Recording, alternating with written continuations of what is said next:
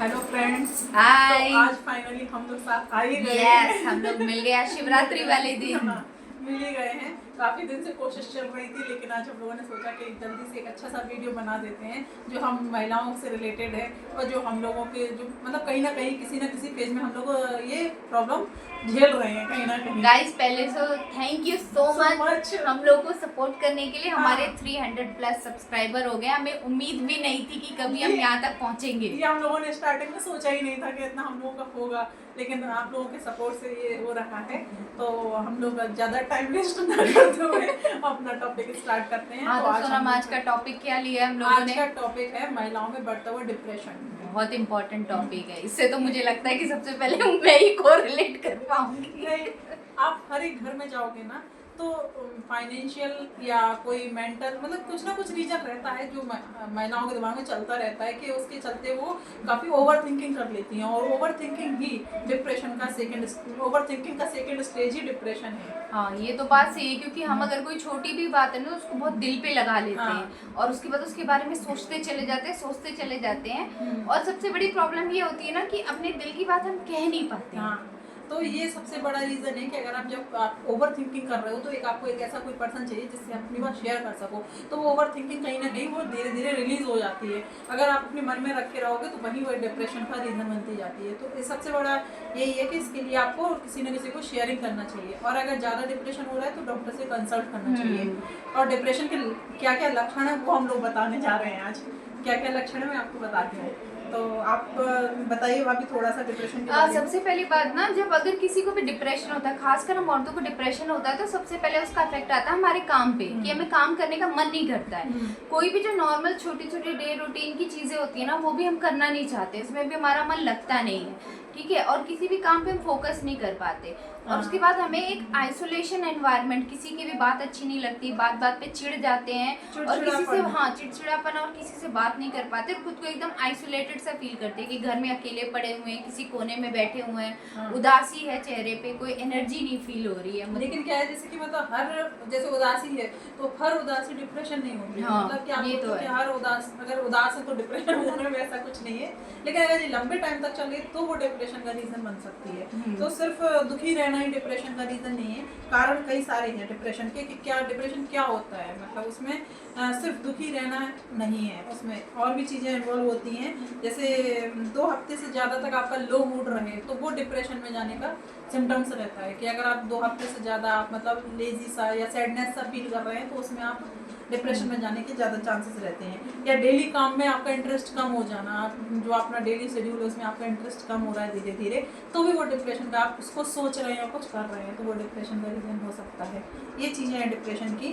और सबसे चीज़ वुमन में डिप्रेशन के कॉमन का रीज़न क्या क्या है तो वो आप एक्सप्लेन कीजिए थोड़ा सा, फिर मैं बताऊँ। सबसे पहले तो हार्मोनल ग्रोथ जो है, हार्मोनल चेंजेस, खासकर पीरियड के टाइम पे हमारे हार्मोन बहुत चेंज होते हैं, उसकी वजह से भी। और प्लस प्री मेनोपॉज, आजकल मेनोपॉजल एज जो है वो भी बहुत कम हो गई, बहुत जल्दी मेनोपॉज स्टेज में एंटर कर जा रही हैं औरतें। तो प्री मेनोपॉजल जो भी हार्मोन चेंज हो रहे हैं, और उसके बाद हमारे लाइफस्टाइल की वजह से कि एक साथ हमें कई सारी चीज़ों को मैनेज करना पड़ता है।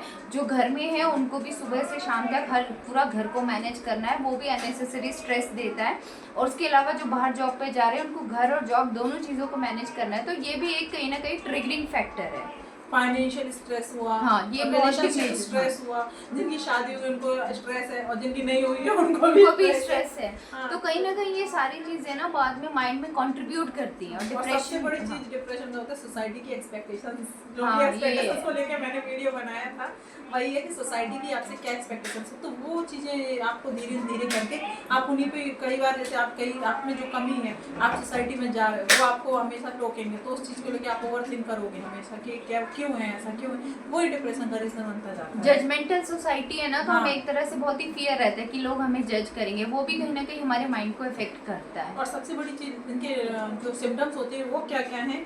ज़्यादा मतलब जब ज़्यादा रोना आए या चिड़चिड़ापन आए तो वो ज़्यादा डिप्रेशन का रीज़न होता है। नींद कम या ज़्यादा आना, नींद कम आए तो भी डिप्रेशन है, और ज्यादा आए तो भी जरूरत से depression ज्यादा है। अगर इंसान सो रहा है बार हाँ। बार तो वो भी एक लक्षण हो भूख सकता में है। चेंज हो, जैसे आपकी भूख में भी चेंज है तो वो भी नेगेटिव थॉट्स आए बार बार दिमाग में, तो वो भी डिप्रेशन का रीजन होते हैं, या अकेलापन फील कर रहे हैं तो इसलिए ये सबसे सिम्टम्स ज्यादा है। हाँ, इंसान को सबसे ज्यादा है कि अकेला कभी भी फील नहीं करना चाहिए। आप कहीं ना कहीं जाके अपना आप बात करो, ज्यादा मतलब आप बात करोगे, आपका कोई साथ भी मिल जाए, जैसे मुझे अंजलि भाभी मिल गई है और मुझे सोना तो ये डिप्रेशन का कहीं रीजन हो ही नहीं सकता है, क्योंकि कभी मतलब क्योंकि हम लोग जो भी जब मिलते हैं ना तो एकदम अनलिमिटेड बोलते जाते हैं तो सारा स्ट्रेस, फ्रस्ट्रेशन, डिप्रेशन सब निकल जाता है। एक सोशल सर्कल होना चाहिए, नहीं तो कम से कम आपके पास एक ऐसा दोस्त होना चाहिए जिससे आप अपने दिल की बात कह हाँ। सको। और इसके अलावा ना एक और बहुत इंपॉर्टेंट चीज़ है, वुमेन हेल्पलाइन नंबर भी स्टार्ट किया गया है, ठीक है। आशा किरण करके है, गवर्नमेंट ऑफ इंडिया की तरफ से ये इनिशिएटिव लिया गया है मेंटल हेल्थ के रिगार्डिंग। आई थिंक हम सभी लोगों ने दीपिका पादुकोण का मेंटल हेल्थ अवेयरनेस, और आई थिंक वो हमारी मेंटल हेल्थ एम्बेसडर भी हैं गवर्नमेंट ऑफ इंडिया की तरफ से। तो इसके बाद क्या किया गया है कि आशा किरण करके एक हेल्पलाइन नंबर औरतों के लिए स्टार्ट करी गई है। हाँ। तो उसमें क्या है, आप कॉल कर सकते हो, टोल फ्री नंबर है, और कुछ जो है स्टेट वाइज भी टोल फ्री नंबर जो है वो वुमेन्स सेल के लिए की गई हैं, ताकि आपको काउंसलिंग मिल सके। और उसके अलावा जो भी अब्यूजिव हैरेसमेंट से गुजरते हैं उसके लिए भी हेल्पलाइन है। तो मैं एक रिक्वेस्ट करना चाहूँगी, अगर कोई भी इंसान इस सिचुएशन से गुजर रहा है और उसको बात करने के लिए कोई नहीं मिल रहा है, तो आप सीधे इंटरनेट पे जाइए, हेल्पलाइन नंबर सर्च करिए, आपको मिल जाएगा गूगल पर, और आप प्लीज़ कॉल करके काउंसलिंग करिए, वहाँ से कोई ना कोई हेल्प आपको मिल जाएगी।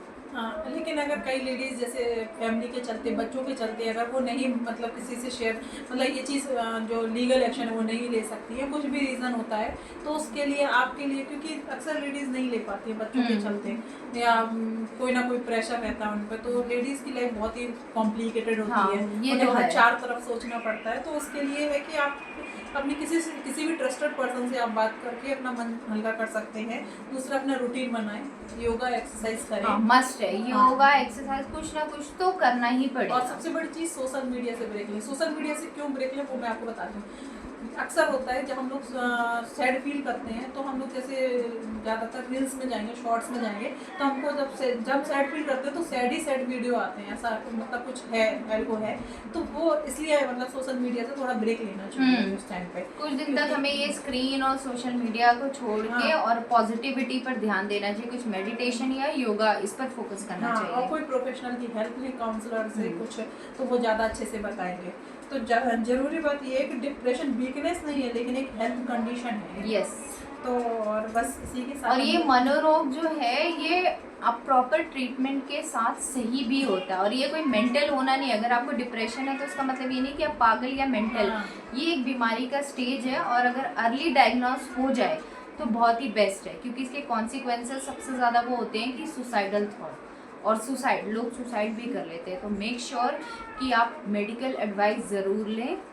और अगर आपको कोई नहीं मिल रहा है ट्रस्टेड पर्सन, तो आप हमसे शेयर कर सकते हैं। आप कमेंट कर सकते हैं। यूट्यूब ऐसा है कि उसमें ना तो किसी का नाम दिख रहा है ना ही किसी, तो हम लोग अगर आपकी हेल्प कर पाए तो हम लोगों को ज़्यादा अच्छा लगेगा। ऐसा एक आध दो बार हुआ है कि किसी ने हम लोगों से शेयर किया है और हम लोगों ने उसके लिए सोल्यूशन बताया, वो खुश होके गए हैं ऐसे लोग, तो वो इसलिए आप लोग हमसे भी शेयर कर सकते हैं। हम लोग काउंसिल भी करेंगे, तो उसकी आप भी देख सकते हो। और सबसे बड़ी इम्पोर्टेंट चीज़ है कि आप अपनी मेंटल हेल्थ को इग्नोर मत कीजिए, क्योंकि आप इम्पोर्टेंट हो, अपने लिए इम्पोर्टेंट हो, ठीक है, तो खुद के लिए इम्पोर्टेंट हो, आप वही बनो। बस इसी के साथ हम लोग अपना टॉपिक ओके गाइज, अब ये वीडियो आपको कैसा लगा कमेंट करके ज़रूर बताएं। अगर ये कहीं ना कहीं आपकी लाइफ में, अगर आपको कहीं भी ये लगता है कि आपसे जुड़ा हुआ है, तो प्लीज़ इसे लोगों के साथ शेयर करें, ज़्यादा से ज़्यादा लोगों के साथ। Okay, bye bye.